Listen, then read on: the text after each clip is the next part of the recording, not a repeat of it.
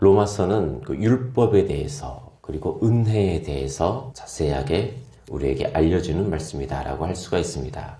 우리가 이전까지 봐왔을 때 믿음은 예수 그리스도를 믿는 그 믿음으로 말미암아 율법을 피하겠느냐라고 말씀을 하였습니다. 믿음을 얻었기 때문에 우리가 은혜로 인하여 자유롭게 되었다라고 생각만 하는 사람들이 있었어요. 그래서 믿음으로 인하여 율법을 피하겠느냐라고 의문을 던져요. 그 믿음 때문에 율법을 피하겠느냐?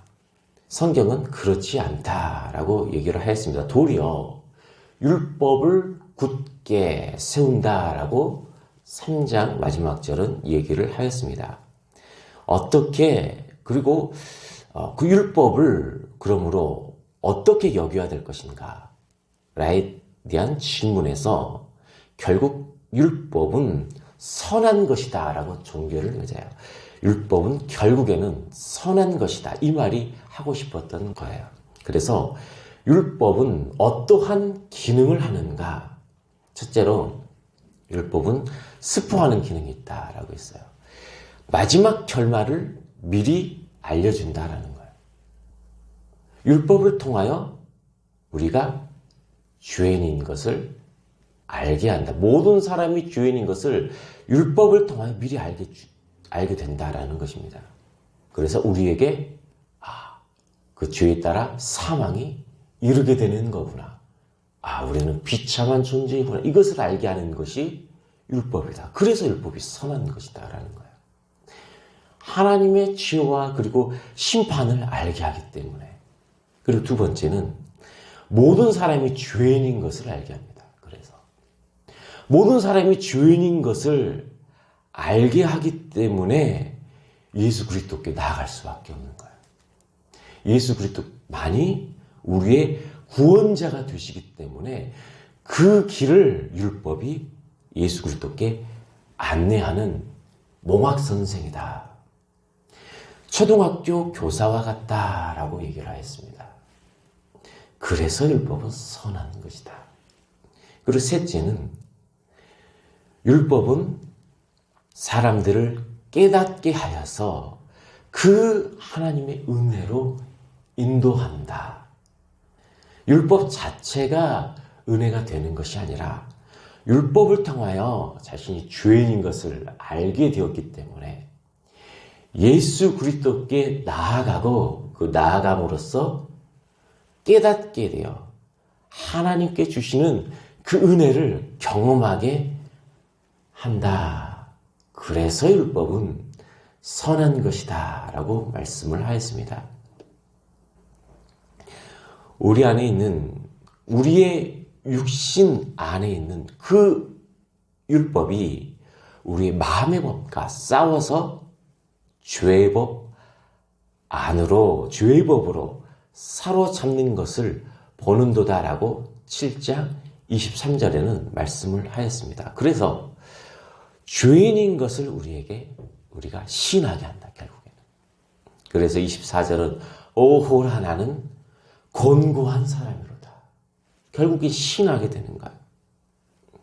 이 사망의 몸에서 누가 나를 건져내랴. 그분이 바로 누구인가? 예수 그리스도로 말미암아라고 말씀을 합니다. 그래서 내 마음으로는 하나님의 법을 섬기려 하지만 여전히 내 육신의 법과 싸워서 결국에는 죄의 법을 섬길 수밖에 없는 대상이 바로 우리의 인간이라는 존재라는 것입니다.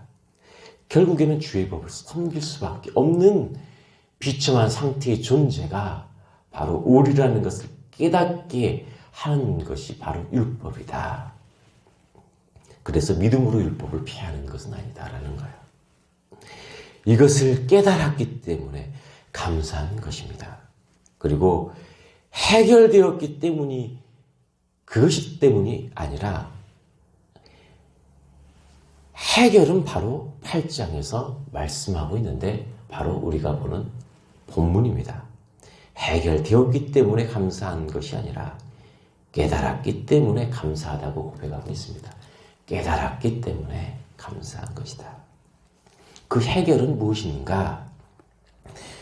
8장 1절에서 2절은 이렇게 말씀하고 있습니다. 그러므로 이제 그리스도 예수 안에 있는 자에게는 결코 정죄함이 없나니 이는 그리스도 예수 안에 있는 생명의 성령의 법이 죄와 사망의 법에서 너를 해방하였음이라 라고 기록되어 있습니다.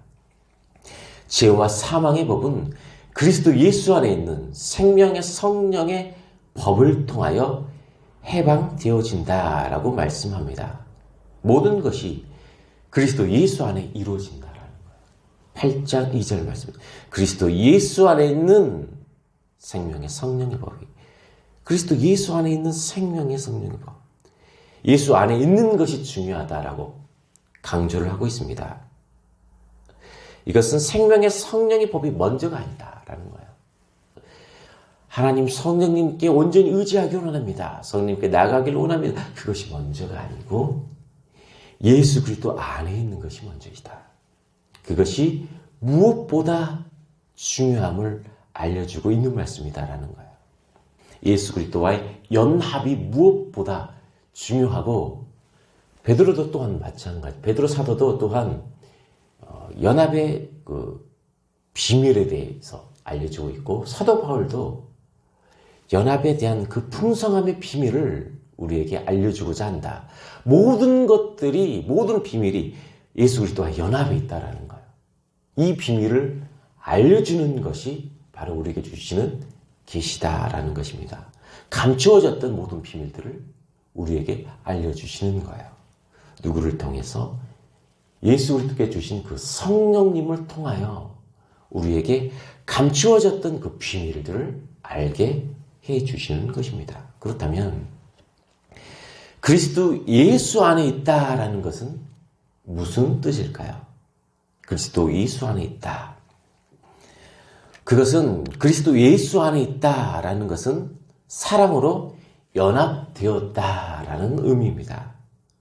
사랑으로 예수 그리스도와 연합되었다. 그리고 두 번째는 일반적으로 사람들이 이성교제가 시작될 때에 상대방의 성품을 알게 되죠. 마찬가지로 그리스도와의 교제 또한 그렇게 시작이 됩니다. 하나님의 성품을 알게 되는 거예요. 예수 그리스도 안에 있을 때. 세 번째는 이 교제는 결혼을 전제로 합니다.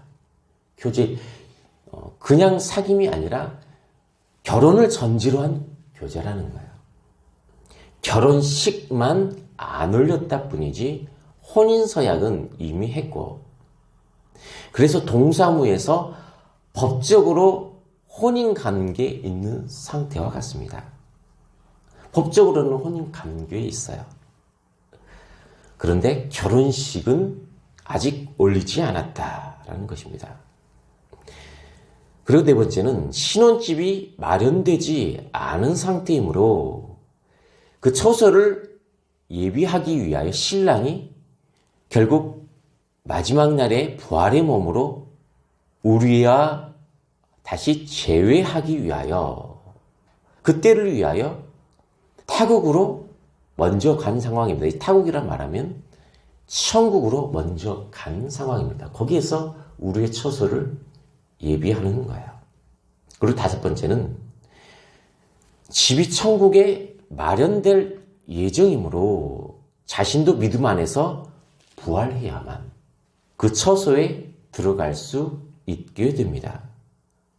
그리고 여섯 번째는 거처가 그리스도께서 준비하신다고 해도 신부의 믿음의 행동에 의해 처소가 결정되는 것입니다. 최종 결정되는 것은 신부의 믿음의 행동에 의해서 결정이 된다라는 것입니다.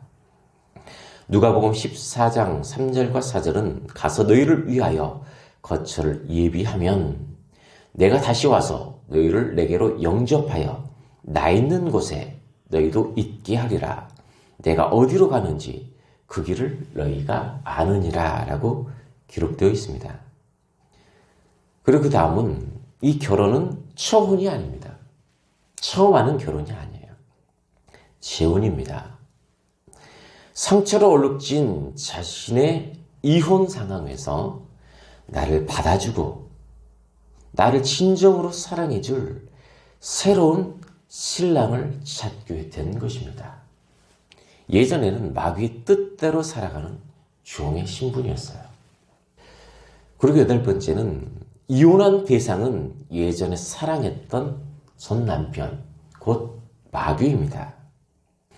따라서 결혼은 누구의 뜻에 살아가는가, 누구의 뜻에 살아가는가라는 의미라는 것을 알 수 있어요. 결혼이란 신랑의 뜻에 살아가는 것이다.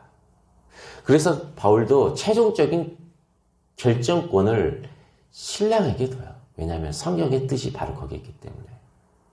신랑이 결국에는 머리가 된다라는 거예요. 우리의 신랑은 예수 그리스도이고 우리의 머리는 결국 누구이다? 예수 그리스도라는 것을 알려주시는 것입니다. 그 뜻 때문에 누구의 뜻에 살아가는가? 그래서 결혼 자체가 누구의 뜻에 살아가는가? 그 뜻에 하나가 되는가? 결국에는 연합은 하나가, 뜻에 하나가 되는 것입니다. 에베소서에서는 하늘의 뜻이 결국 땅에서도 이루어진다고 하는데 하늘의 뜻과 땅의 뜻이 통일되게 하는 것이 하나님의 목적이다. 하늘의 뜻이 땅의 뜻과 통일된다. 결국 하나가 되게 하는 것이 하나님의 목적입니다. 누구를 통해서인가? 예수 그리스도를 통해서라는 거야. 연합의 모든 비밀들이 숨겨져 있다라는 것입니다.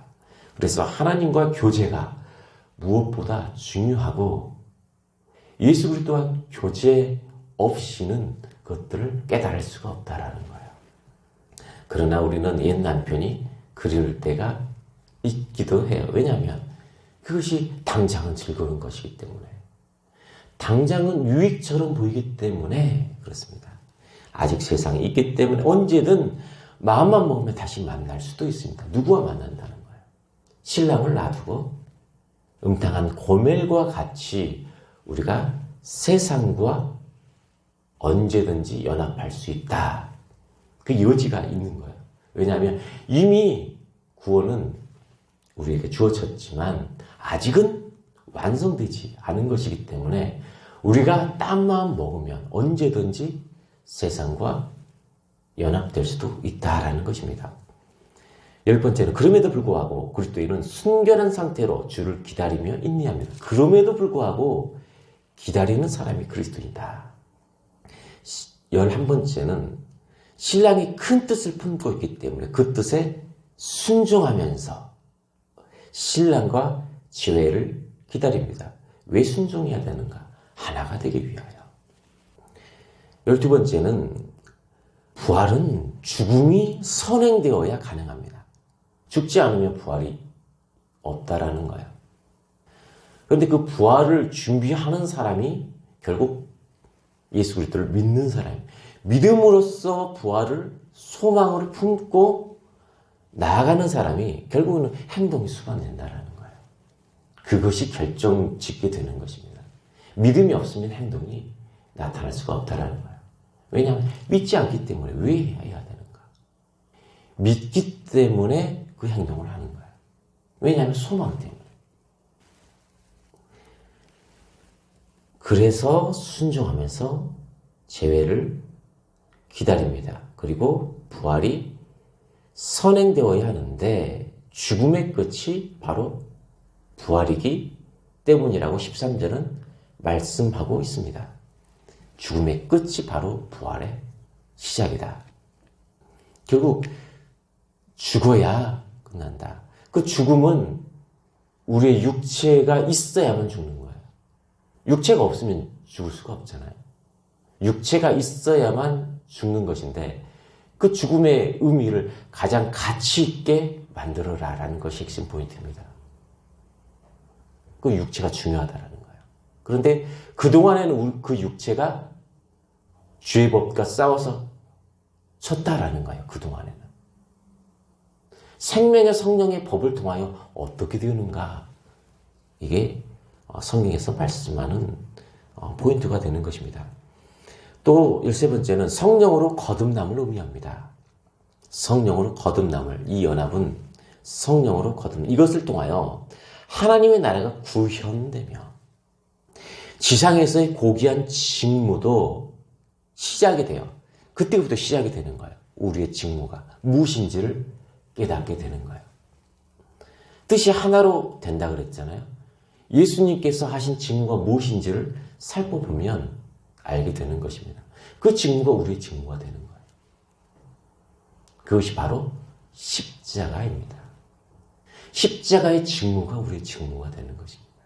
우리들도 당연히 져야만 하는 십자가가 있다라는 거예요. 그리고 14번째는 이 모든 일은 그리스도 안에 있는 자만이 믿음의 선한 싸움에서 승리한다는 것을 알려주며 그리스도인은 안에 있는 자만이 선한 싸움에서 승리한다. 밖에 있으면 선한 싸움에서 승리할 수가 없어요. 왜냐하면 주님과 우리가 따로 떨어져 있기 때문에 순종할 수 없다라는 거예요. 순종이 안 되는 거예요. 순종이 안 되는 것입니다. 우선순위가 예수님과는 전혀 달라요. 기도도 다르고 뜻하는 바도 결정적으로 다 빗나갑니다. 기쁨으로 바뀌는 바다도 나중에 금방 시험에 들어서 넘어진다라는 거예요. 결국 그리스도 안에 있는 자가 최종 승리자가 이기는 자가 되는 것입니다. 이기는 자의 모델을 본받아 우리도 이기는 자가 되라고 그리스도께서 우리 길을 좋은 길로 안내하시는 거예요. 선한 싸움은 17절과 같이 고난도 함께 받아야 할 것임을 알 수 있게 된다라고 맨 마지막에는 그렇게 말씀하고 있어요. 선한 싸움은 결국에는 고난도 함께 받아야 한다. 이것을 말씀하기 위해서 연합에 대해서 말씀하고 있는 것이 결국에는 고난도 받아야 한다. 육체로 할 수 있는 모든 것들을 알게 하기 위해서. 15번째는 승리자가 되는 그때는 믿음과 소망대로 이루어지는 나라라는 것을 확실히 알게 되는 때입니다. 그때는 알게 된다. 승리자가 되면. 왜냐하면 16번째는 믿음에 의해서 새로운 하늘과 땅의 상속자가 되었다라는 것을 깨달았기 때문입니다. 17절과 같이 깨달았기 때문에 상속자가 되었다라는 것을 승리자가 되었을 때는 확실히 깨닫게 된 것입니다. 그래서 그 믿음으로 육신을 마귀에게 져서 그 육신대로 살려 하는 것이 아니라 이제는 그 육신을 예수 그리스도의 뜻에 따라 살 수 있게 되는 것입니다. 우리에게 은혜를 주시는 바로 보혜사 성령님 때문에 그리스도의 뜻에 따라 살 수 있게 되는 거예요. 그리스도 안에 있는 자는 성령으로 인하여 깨닫게 되어가는 것입니다. 이것을 말씀하고 싶었던 거예요. 이제는 할 수 있다. 예전은 못했지만 이제는 할 수 있다. 복음을 믿지 않는 자는 깨달을 수가 없습니다. 왜냐하면 믿지 않기 때문에 알지도 못하는 거예요. 알지 못한다는 것은 모든 것이 복음으로부터 시작된다라는 것을 우리는 알 수 있습니다. 받아들이고 예수님을 영접하고 주님과 동행할 때 그때부터 주님을 인격적으로 알아가게 되는 것입니다. 왜냐하면 연합되었기 때문에 알려주시는 거예요. 따라서 이 복음으로부터 시작이 된다라고 했는데 복음을 전하지 않으면 결국에는 복음을 믿지 않는 자는 깨달을 수 없게 된다는 거예요. 그래서 고난이 필요하다. 우리의 고난을 통하여 하나님의 뜻을 깨닫게 된 우리가 그 고난을 어떻게 사용하느냐, 그 육신을 어떻게 사용하느냐에 따라서 사람들이 이 복음을 받아들일 수가 있고 받아들이지 않을 수가 있다. 왜냐하면 깨닫는 자는 십자가를 의미를 알기 때문에 십자가의 의미를 알게 된다라는 것은 그 은혜를 깨닫고 복음을 증거한다라는 거예요. 깨닫지 않으면 증거할 수가 없어요. 그리고 그 열정도 나타나지 않게 되는 것입니다. 결국 성령님께 의지하여야만 열정도 다시 살아나고 이 십자가의 복음을 증거함으로써 사망으로부터 생명으로 안내할 수가 있어요. 우리가 통로가 된다는 거예요. 그것이 조금 고난이 되는 거예요. 왜냐하면 세상 쾌락을 즐기지는 못하기 때문에 육체를 그대로 방치시키지는 않는다는 거예요. 약간의 고난을 우리가 알고도 간다는 거예요. 알고도. 그 가치가 중요하기 때문에. 그러니까 당연히 행동이 수반되는 거죠. 따라서 너희가 행함으로 구원을 받는, 행함이 좀 죄악시 된다라는 그 의미를 가졌던 때가 있었어요. 장로교회. 그런데 그것은 아니다.